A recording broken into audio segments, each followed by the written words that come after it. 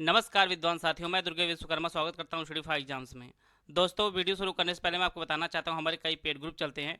अगर आप हमारे पेड ग्रुप को लेना चाहते हो तो नीचे दिए गए नंबर पर कॉल कर जानकारी प्राप्त कर सकते हैं। तो दोस्तों, पिछली क्लास में हम लोग जंतु जगत के वर्गीकरण को देख रहे थे और उसी को हम लोग इस वीडियो में आगे बढ़ाएंगे। तो आइए देखते हैं आज का पहला प्रश्न। इनकी त्वचा पर श्लेष्म ग्रंथियां, हृदय, त्रिकक्षी और ये जल तथा स्थल दोनों पर रह सकते हैं। यह किस प्रकार के जीवों की विशेषताएं हैं? मत्स्य की, जल स्थलचर की, सरीसृप की, इनमें से कोई नहीं। इसका जो सही आंसर है ऑप्शन बी, जल स्थलचर की। जल स्थलचर की त्वचा पर श्लेष्म ग्रंथियां होती हैं और जो इनका हृदय होता है वह त्रिकक्षीय होता है और यह जल और जमीन दोनों पर चल सकते हैं। यह जल स्थलचर की विशेषताएं होती हैं और इन्हें इंग्लिश में एम्फीबिया कहा जाता है। तो आइए देखते हैं नेक्स्ट क्वेश्चन। मेंढक, सेलामेंडर, टोड किस वर्ग के जीव के उदाहरण हैं? मत्स्य के, पक्षी के, सरीसृप के, जल स्थलचर के। इसका जो सही आंसर है ऑप्शन डी, जल स्थलचर के। मेंढक, सेलामेंडर, टोड जल स्थलचर के उदाहरण हैं। यह मत्स्य वर्ग से भिन्न होते हैं और इनका जो हृदय होता है वह त्रिकक्षीय होता है। वहीं पर मत्स्य वर्ग का जो हृदय होता है वह द्विकक्षीय होता है और इनमें बाह्य कंकाल नहीं पाए जाते हैं, जिन्हें आप इन चित्र के माध्यम से देख सकते हैं। और ये भी अंडे देने वाले जीव होते हैं। आप लोग को जितना भी जीव देखिए, आप सभी का वैज्ञानिक नाम जरूर नोट कर लिया करिए, क्योंकि परीक्षा में वो डायरेक्ट क्वेश्चन पूछा जाएगा कि मेढक का वैज्ञानिक नाम क्या होगा, राना टिग्रीना होता है। ये सब चीज़ें आप लोग नोट कर लिया करिए। तो आइए देखते हैं नेक्स्ट क्वेश्चन। कछुआ, सांप, मगरमच्छ, छिपकली किस वर्ग के जीव के उदाहरण है? जल स्थलचर के, पक्षी के, सरीसृप के या मत्स्य के। इसका जो सही आंसर है ऑप्शन सी, सरीसृप के। कछुआ, सांप, मछली, छिपकली सरीसृप के उदाहरण है। मैंने फोटो इसलिए नहीं लगाया क्योंकि लोग सांप वगैरह को फोटो देखकर डर सकते हैं, इसलिए मैंने इस क्वेश्चन पे फोटो नहीं लगाया है। और इनमें जो श्वसन होता है वह फेफड़ों द्वारा होता है और इनका जो हृदय होता है वो सामान्यतः त्रिकक्षीय होता है। लेकिन मगरमच्छ एक ऐसा जानवर है जिसका जो हृदय होता है वह चार कक्षीय होता है। तो आप लोग मगरमच्छ को विशेष रूप से क्वेश्चन नोट कर लीजिए, क्योंकि जो भी अपवाद होते हैं प्रश्न वहीं से ही बनते हैं। तो ये जो कछुआ, सांप, मगरमच्छ, छिपकली जो जीव हैं ये सरीसृप के अंतर्गत आते हैं। इसमें ऑप्शन सी सही है। आइए देखते हैं नेक्स्ट क्वेश्चन। ये समतापी हृदय और इनका जो हृदय होता है चार कोष्ठी होता है और इनके दो जोड़ी पैर होते हैं। यह किस वर्ग की विशेषताएं हैं? पक्षी की, सरीसृप की, मत्स्य की, इनमें से कोई नहीं। इसका जो सही आंसर है ऑप्शन बी, पक्षी की। इनका जो ये जो है समतापी होते हैं और जो इनका हृदय होता है वह चार कक्षीय होता है और इन पे दो जोड़ी पैर होते हैं। आपको दिख रहा होगा कि इनमें पैर सिर्फ दो ही हैं। तो इनका जो दो पैर होता है वही इनका जो दो पैर होता है वही आगे चलकर ये पंख के रूप में परिवर्तित हो जाते हैं और जो इनका शरीर होता है वह पंखों से पूरा ढका होता है और इनका जो श्वसन होता है वह फेफड़ों द्वारा होता है। समतापी का मतलब आप लोग समझ लीजिए। समतापी का मतलब होता है कि तापमान हमेशा एक नियत रहता है। जैसे हम लोगों का जो तापमान है वह 37 सेल्सियस माना जाता है और जैसे जो जल और स्थल चर होते हैं, जैसे एम्फीबिया वर्ग के जो जीव होते हैं जैसे मेढक, तो वो जब स्थल पर रहते हैं तो उनका तापमान दूसरा दूसरा रहता है, वो कर लेते हैं, उनकी वो क्षमताएं होती है। और जैसे वो पानी में जाते हैं तो वो अपना तापमान दूसरा कर लेते हैं।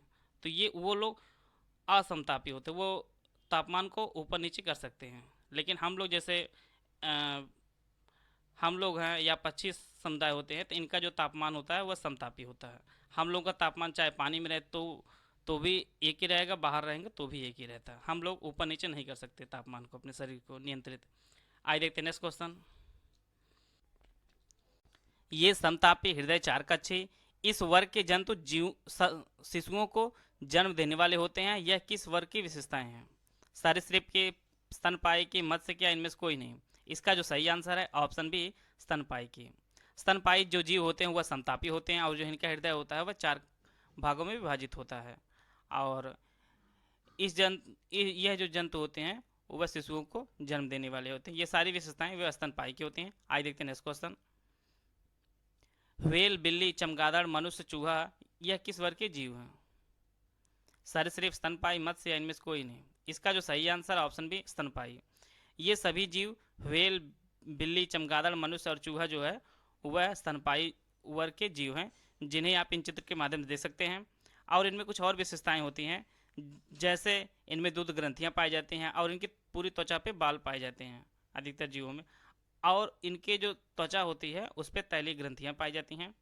आप लोग इनमें से जैसे चमगादड़ है, ध्वेल है, ये प्रश्न परीक्षा में जरूर पूछ ले जाते हैं, या किस वर्ग के जीव हैं। तो ये सभी जो जीव हैं वह स्तनपायी वर्ग में आते हैं। इसका ऑप्शन भी सही है। आइए देखते हैं नेक्स्ट क्वेश्चन। कंगारू के पास एक विशेष प्रकार की थैली होती है जिसमें वह अपने शिशु को रखते हैं, उसका नाम क्या है? क्लोम, पॉकेट, मार्सुपियम या इनमें से कोई नहीं। इसका जो सही आंसर है ऑप्शन सी, मार्सुपियम। कंगारुओं के पास एक विशेष प्रकार की थैली होती है जिन्हें आप इस चित्र के माध्यम से देख सकते हैं। यह थैली उनके पेट पेट में होती है और सामने की तरफ होते हैं, जिनमें वह अपने शिशु को हमेशा रखे रहते हैं। इस चित्र के माध्यम से आपको समझने में काफ़ी आसानी होगी। और कंगारू जो है वह ऑस्ट्रेलिया का राष्ट्रीय जंतु भी है। आइए देखते हैं नेक्स्ट क्वेश्चन। द्विनाम पद्धति में एक नाम जीनस का होता है और दूसरा किसका होता है? आपको बताना। आपको सामने चार ऑप्शन है, कुल, गण, स्पीसीज या वर्ग। इसका जो सही आंसर है ऑप्शन सी, स्पीसीज। द्विनाम पद्धति में एक नाम जीनस का होता है और दूसरा जो है स्पीसीज का होता है। और आप लोग इस ड्राफ्ट को देख लीजिए और याद कर लीजिए। तो स्पीसीज और जीनस जो होते हैं वह द्विनाम पद्धति में प्रयोग होते हैं। आइए देखते हैं नेक्स्ट क्वेश्चन। द्विनाम पद्धति की शुरुआत किस वैज्ञानिक ने की है? Carolus Linnaeus, George Mendel, Robert Hooke, Robert Brown. इसका जो सही आंसर है option A, Carolus Linnaeus. Carolus Linnaeus ने द्विनाम पद्धति की शुरुआत की थी, जिन्हें आप इन चित्र के माध्यम से देख सकते हैं। इन्हें यही है कैरोलस लिनियर्स, इन्होंने द्विनाम पद्धति की शुरुआत की थी। और जीवों का वर्गीकरण जो चैप्टर है वह खत्म हो गया है। अब अगला चैप्टर है गति के नियम। गति संबंधित जितने प्रश्न बन सकते हैं आगे हम लोग उसको देखेंगे। तो आइए देखते हैं। सबसे पहला प्रश्न है, चाल का मात्रक क्या होता है? केल्विन, जूल, मीटर पर सेकेंड या पास्कल। इसका जो सही आंसर है ऑप्शन सी, मीटर पर सेकेंड। चाल का मात्रक मीटर पर सेकेंड होता है, ऑप्शन सी सही है। इसमें जो केल्विन है वह ताप का मात्रक है, जूल जो है वह कार्य और ऊर्जा का मात्रक है होता है, और जो पास्कल है वह दाब का मात्रक होता है। तो आइए देखते हैं नेक्स्ट क्वेश्चन। वेग परिवर्तन की दर क्या कहलाती है? त्वरण, विस्थापन, चाल या इनमें से कोई नहीं। इसका जो सही आंसर है ऑप्शन ए, त्वरण। वेग परिवर्तन की दर त्वरण कहलाती है, और त्वरण बराबर होता है वेग में परिवर्तन अपान लिया गया समय होता है। मैं आपको बताना चाहता हूँ कि किताब के जितने भी न्यूमेरिकल हैं मैं उसको बाद में एक जगह करा दूंगा, इसमें से हम लोग थ्योरी को देखेंगे। आइए देखते हैं नेक्स्ट क्वेश्चन। त्वरण का एसआई मात्रक क्या होता है? मीटर पर सेकेंड, टेस्ला, मीटर पर सेकेंड स्क्वायर या इनमें से कोई नहीं। इसका जो सही आंसर है ऑप्शन सी, मीटर पर सेकेंड स्क्वायर। त्वरण का एसआई मात्रक मीटर पर सेकेंड स्क्वायर होता है। आप लोग कमेंट बॉक्स में आंसर दीजिए कि टेस्ला किसका मात्रक होता है, कमेंट बॉक्स में जरूर दीजिएगा। आइए देखते हैं नेक्स्ट क्वेश्चन। गति के कितने समीकरण हैं? 5, 3, 2 या 4। इसका जो सही आंसर है ऑप्शन बी, गति के 3 समीकरण हैं, जिन्हें आप इन चित्र के माध्यम देख सकते हैं। v बराबर u plus a t, s बराबर u t plus half at square और 2s बराबर v square minus u square होता है। गति के 3 समीकरण है, और ये जो 3 समीकरण दिया है इन्होंने न्यूटन ने दिया है। आइए देखते हैं नेक्स्ट क्वेश्चन। प्रत्येक वस्तु अपनी स्थिर अवस्था या सरल रेखा में एक समान गति की अवस्था में बनी रहती है जब तक कि कोई बाहरी बल कार्यरत ना हो। यह बल का कौन सा नियम है? तृतीय नियम, द्वितीय नियम, प्रथम नियम या इनमें से कोई नहीं। इसका जो सही आंसर है ऑप्शन सी, प्रथम नियम। यह प्रथम नियम है, और इसके अनुसार कोई वस्तु अपनी स्थिर अवस्था या सरल रेखा में एक समान गति की अवस्था में बनी रहती है जब तक कोई बाहरी बल ना लगाया जाए।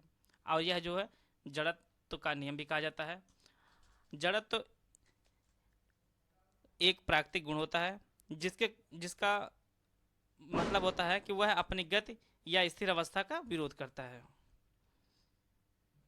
और किसी वस्तु का द्रव्यमान ही उसका जड़त्व होता है, उसकी माप होती है। आइए देखते हैं नेक्स्ट क्वेश्चन। किसी वस्तु के संवेग में परिवर्तन की दर उस पर लगने वाले असंतुलित बल की दिशा में बल के समानुपातिक होती है। यह गति का कौन सा नियम है? द्वितीय नियम, प्रथम नियम, तृतीय नियम या इनमें से कोई नहीं। इसका जो सही आंसर है ऑप्शन ए, द्वितीय नियम।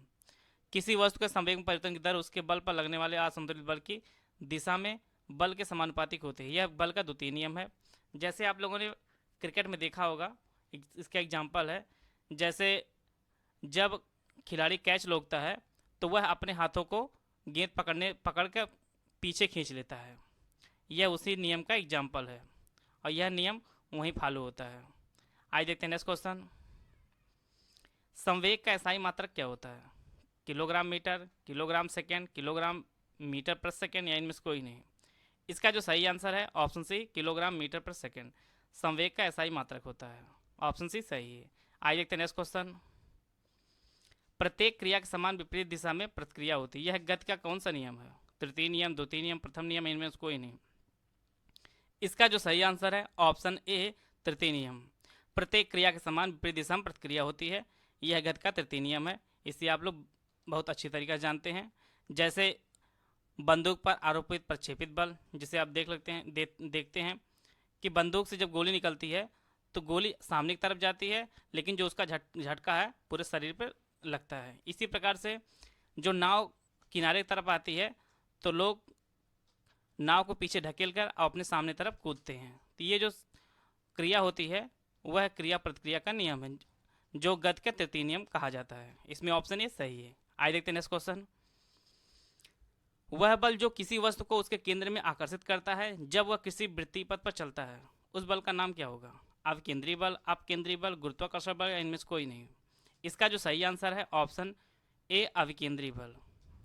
वह बल जो किसी वस्तु को उसके केंद्र में आकर्षित करता है जब वह किसी वृत्तीय पथ पर चलता है, उसे अविकेंद्री बल कहा जाता है। जिसे आप इस चित्र के मदद देख सकते हैं। यह बड़ा वाला झूला है, आप लोग कभी बैठे होंगे या देखे होंगे ये झूला। यह जब ऊपर से नीचे तक चलता है तो यह अवकेंद्री बल का एक उदाहरण होता है। इसी प्रकार से आइए देखते हैं नेक्स्ट क्वेश्चन।